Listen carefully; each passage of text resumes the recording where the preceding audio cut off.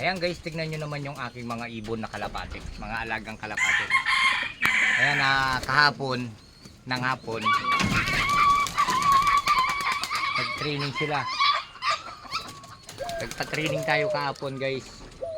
Ang problema lang sa atin sa mga alaga natin, mabilis silang umuwi. Ang problema, dumadapo dun sa, ayan oh, ayan sa bulak na yon guys. Dun sila dumadapo, ayan oh. Kaya kailangan mapapatrabaho na natin yung yung bulak na yon. Kasi hindi sila tumutuloy dito guys. Gawa nung nasanay sila doon. Yung iba nandito.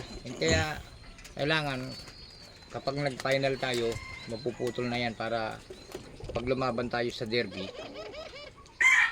kung kahit paano, kung magkakaroon man tayo ng suswertiin sila guys na manalo tayo. Umuwi naman sila guys eh. 7:07 ang palipad kanina ni Idol Birdie Birds. Ayan, shoutout sa iyo Idol. Umuwi sila ng 7:37 yung sa akin. Wala, nandun sila. Kaya ayan oh.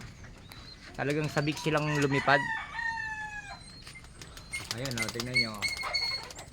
Ngayon, hindi na naman tayo magpapakawala bukas niyan.